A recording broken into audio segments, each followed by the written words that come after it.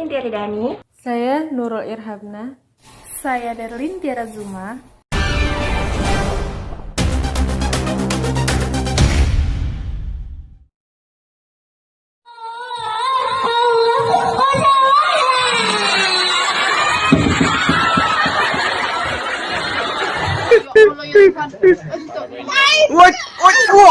Wah, biarin.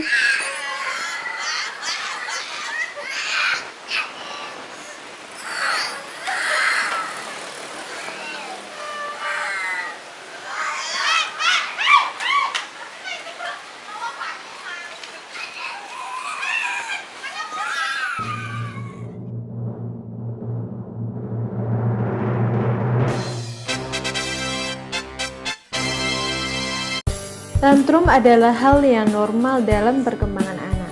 Tantrum merupakan suatu kondisi ketika anak mengeluarkan emosinya, seperti mengamuk, menangis kencang, marah sambil membating barang, bahkan menyakiti diri sendiri. Tantrum terjadi karena anak terlalu marah dan sedih terhadap suatu hal. Namun, jika tantrum sudah berlebihan, bisa menjadi tanda bahwa ada masalah pada perkembangannya. Menurut Hasan 2011, temper tantrum merupakan emosi yang meledak-ledak dan tidak terkontrol dan seringkali muncul pada anak usia 15 bulan sampai 5 tahun. Berdasarkan penelitian yang dilakukan di Chicago, 50-80% temper tantrum terjadi seminggu sekali dan 20% hampir setiap hari dan 3 atau 15 menit.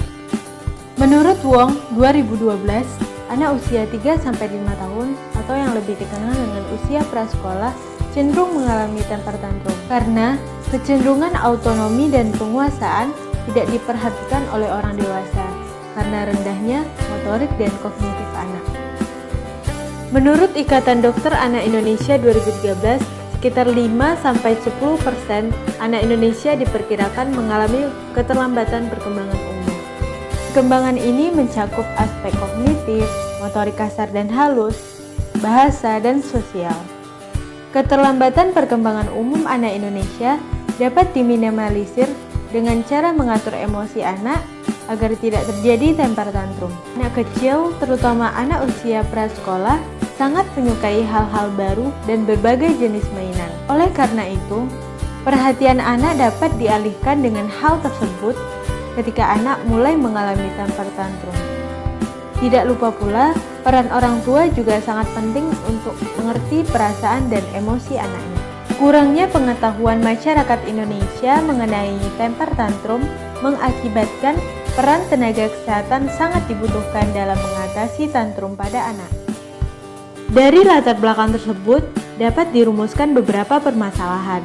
Di antaranya, apakah temper tantrum pada anak dapat dicegah dengan mengalihkan perhatian anak? Kemudian, bagaimana peran tenaga kesehatan dalam mengatasi tantrum pada anak? Seperti yang sebelumnya sudah dijelaskan, ada hal yang bisa kita garis bawahi, yaitu temper tantrum seringkali terjadi pada anak yang aktif dengan energi yang berlimpah. Namun, temper tantrum lebih sering terjadi pada anak yang dianggap susah, dengan tanda-tanda 1. Memiliki kebiasaan tidur, makan, dan buang air besar yang tidak teratur. 2. Susah menyukai makanan dan orang yang baru. 3. Lambat beradaptasi pada perubahan. 4. Suasana hati sering negatif. 5. Mudah terprovokasi. Dan yang ke-6 adalah sulit dialihkan perhatiannya. Anak seringkali merasa ingin memiliki kemampuan yang lebih dalam mengatur fisik maupun emosionalnya. Bila anak tersebut tidak mendapatkan kemampuan itu, maka ia akan merasakan frustasi dan mengekspresikan kekesalannya dengan berbagai cara. Salah satunya adalah tantrum. Tantrum dapat berkembang karena sebuah ganjaran yang tidak sesuai, yang salah, dan tidak konsisten dari orang tua dalam mendidik anaknya. Seperti ketika anak berperilaku baik, orang tua tidak memberikan ganjaran berupa perhatian dan kasih sayang yang lebih. Namun sebaliknya, ketika anak berperilaku nakal, ia mendapatkan perhatian dan kasih sayang yang lebih dari orang tuanya. Hal ini yang membuat anak bingung dan menjadi khawatir. Apakah ia akan diberi hukuman atau diberi ganjaran atas perilakunya? Selain itu, tantrum juga sering ditemukan pada anak yang terlampau dimanja, dicemaskan, dan dilindungi oleh orang tuanya. dan itu sering terjadi pada anak yang berusia 18 bulan hingga 4 tahun. Pada mulanya, tantrum merupakan perasaan yang tidak menyenangkan. Namun, tantrum ditunjukkan untuk mendapatkan hadiah-hadiah, menguasai keluarga dengan marah, dan bisa juga merupakan hasil dari meniru kebiasaan orang tua atau keluarga lainnya. Ada beberapa faktor yang dapat menyebabkan anak menjadi tantrum menurut Kirana pada tahun 2013. Yang pertama adalah faktor fisiologi, yaitu ketika anak merasakan lelah, lapar, haus, sakit, dan lainnya. Yang kedua adalah faktor psikologi, antara lain ketika anak mengalami kegagalan dan orang tua yang selalu menuntut anaknya agar sesuai harapan orang tua. Yang ketiga adalah faktor orang tua, yakni pola asuh dan komunikasi orang tua terhadap anaknya. Yang keempat atau yang terakhir adalah faktor lingkungan, yakni lingkungan keluarga atau lingkungan luar rumahnya. Dan juga menurut Hasan, pada tahun 2011 ada beberapa masalah yang dapat memicu terjadinya temper tantrum pada anak. Yang pertama adalah terhalangnya keinginan anak untuk mendapatkan sesuatu. Yang kedua, ketidakmampuan anak untuk mengungkapkan dirinya. Yang ketiga adalah tidak terpenuhinya kebutuhan anak. Yang keempat, komunikasi orang tua. Yang kelima, anak merasa lelah, lapar, atau sedang dalam keadaan sakit, sehingga anak menjadi rewel. Yang keenam adalah anak sedang merasa stres dan merasa tidak aman. Selain memahami etiologi dari temper tantrum, kita juga harus mengetahui bahaya yang akan terjadi pada anak temper tantrum. Menurut Suzanne et al. Pada tahun 2015, salah satu akibat jangka panjang dari anak yang temper tantrum adalah anak tersebut akan mempunyai kendali diri yang rendah dan akan mudah tersulut emosinya. Begitupun menurut Sekia pada tahun 2017. Jika temper tantrum tidak ditangani dengan benar, maka akan membahayakan fisik anak. Selain itu, anak tidak bisa mengendalikan emosinya, atau anak akan kehilangan kendali atas dirinya, dan nantinya anak akan menjadi lebih agresif. Anak biasanya menyukai hal yang baru dan juga menyukai mainan. Mainan sendiri menurut Kamus Besar Bahasa Indonesia memiliki arti alat untuk bermain. Sedangkan menurut Rosdiani pada tahun 2012, memainkan mainan merupakan suatu aktivitas yang digunakan anak-anak untuk mendapatkan rasa bahagia, gembira, atau senang. Dari pengertian tersebut dapat disimpulkan bahwa memainkan mainan merupakan hiburan tersendiri bagi anak, sehingga perasaan frustasi, cemas, kesal, dan emosi anak dapat teralihkan dengan memainkan sebuah permainan. Dan hal tersebut dapat mencegah terjadinya tantrum pada anak. Menurut Celani yang dikutip dalam suatu jurnal pada tahun 2016 mengartikan, aromaterapi merupakan suatu cara untuk merawat tubuh atau menyembuhkan suatu penyakit dengan menggunakan minyak esensial yang digunakan dengan berbagai cara seperti inhalasi, kompres, berendam, pemakaian topikal, atau dengan pijat. Nah, suatu penelitian di sini menyatakan bahwa aromaterapi dinilai cukup membantu untuk mengurangi rasa stres dan cemas, sehingga aromaterapi di sini berperan cukup penting dalam upaya menenangkan anak yang sedang tantrum. Untuk mencegah anak yang tantrum terbilang rumit karena masih rendahnya keterampilan motorik dan kognitif pada anak. Sebagai tenaga kesehatan, juga sulit untuk menenangkan anak yang tantrum akibat ketidaktahuan kita terhadap apa yang diinginkan oleh anak tersebut. Untuk itu, kami menemukan solusi berupa Beltum. Bel Temper Tantrum, inovasi terbaru cegah tantrum pada anak. Beltum adalah suatu alat yang dirancang untuk mengalihkan perhatian anak yang dicurigai akan mengalami tantrum. Beltum ini merupakan sejenis ikat pinggang yang dapat berbunyi, bercahaya, dan menggunakan aromaterapi untuk membuat emosi anak stabil.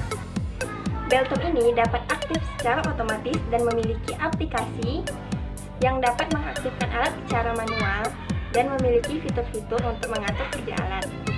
Alasan kami mendesain Beltum seperti ikat pinggang agar mudah dibawa kemana-mana dan tidak mudah lepas. Alat ini didesain untuk anak laki-laki dan untuk anak perempuan. Untuk anak laki-laki berbentuk peta dan berwarna abu-abu agar terlihat keren dan cocok digunakan pada pakaian berwarna apa saja. Sementara itu, Beltum pada anak perempuan berbentuk love dan terlihat cantik dan berwarna merah hati dan juga pink. Beltum ini dapat berbunyi dengan musik yang bisa diatur pada aplikasi handphone Beltum tadi yang telah terhubung dengan alat via Bluetooth. Musik yang disarankan adalah musik yang disukai anak dan bisa membuat anak tenang. Perbedaan selera anak terhadap musik membuat orang tua harus mengetahui jenis musik apa yang disukai oleh anaknya dan mengaturnya juga ke dalam aplikasi ini. Musik dapat diubah ketika anak mulai bosan juga nantinya. Selain berbunyi, Beltum juga dapat mengeluarkan cahaya kelap-kelip yang bisa menarik perhatian anak. Cahaya ini juga dapat diatur pada aplikasi Beltum pada handphone yang telah terhubung dengan alat. Macam-macam cahaya bisa diatur mengikuti jenis musik yang disukai anak. Ada pergantian warna yang secara cepat dan lambat, bahkan bisa diatur otomatis mengikuti tempo lagu yang telah ditetapkan. Selain itu, setelah anak tertarik pada musik dan cahaya dari Beltum ini, alat ini juga mengeluarkan aromaterapi dengan kadar yang diatur pada aplikasinya. Aromaterapi ini ditunjukkan untuk membuat anak menjadi lebih tenang dan tantrum bisa dihindari. Kadar dari aromaterapi ini juga dapat diatur guna mencegah bau yang terlalu menyengat ataupun terlalu sedikit. Aromaterapi dapat diisi ulang pada alat yang disesuaikan dengan aromaterapi yang disukai anak. Selanjutnya adalah aplikasi Beltum. Aplikasi ini dihubungkan dengan Beltumnya dengan alatnya dengan cara mengaktifkan Bluetooth. Alasan kami memilih Bluetooth sebagai perantaranya agar jarak handphone dan Beltum tidak jauh dalam mengaktifkannya dan dapat juga mengurangi resiko alat hidup tanpa sepengetahuan orang tua. Misalnya nih, tertekan aktif pada orang tua yang sedang tidak bersama anaknya. Jika menggunakan Bluetooth, aplikasi yang berada di luar jangkauan Bluetooth tidak akan berpengaruh dengan alat karena otomatis terputus. Tampilan layar aplikasi Beltum didesain berwarna kuning karena warna kuning melambangkan hangat, menarik, siang, energik sesuai dengan tujuan dari aplikasi ini yaitu mencegah tantrum pada anak. Aplikasi Beltum ini didesain dengan sangat sederhana dan hanya memiliki 3 lampiran layar saja seperti berikut. Yang pertama adalah tampilan awal, tampilan utama, dan tampilan pengaturan. Tampilan awal memiliki fungsi untuk menghubungkan alat dengan aplikasi. Bisa juga dikatakan dengan laman loginnya akun pada aplikasi. Menghubungkan alat dengan aplikasi ialah mengisi kode alat dan password Beltum yang digunakan anak. Bila sudah pernah terhubung dengan Bluetooth dan aktif dalam jangkauan Bluetooth-nya, maka otomatis Beltum akan masuk sendiri tanpa perlu login terlebih dahulu. Baiklah, yang kedua yaitu tampilan utama. Tampilan utama adalah tampilan dengan tombol untuk mengaktifkan dan menonaktifkan alat. Jika ingin mengaktifkan alat, bisa tekan tombol yang berada di tengah layar. Untuk mematikannya, cukup dengan menekan lagi tombol tersebut. Pada ujung kanan atas juga terdapat menu pengaturan untuk mengatur kerja dari Beltum ini. Yang ketiga adalah tampilan pengaturan. Tampilan pengaturan pada aplikasi Beltum ini merupakan tampilan untuk mengatur musik, cahaya, dan kadar aromaterapi. Bisa dilihat dari gambar berikut. Beltum ini sangat cocok untuk diimplementasikan dalam kehidupan sehari-hari maupun untuk tenaga kesehatan dan juga masyarakat Indonesia. Karena Beltum sudah kami desain dan kami perkirakan dan kami rancang untuk tidak memberatkan dan malah membantu tenaga kesehatan dan masyarakat di Indonesia. Anak tantrum, ingat ya.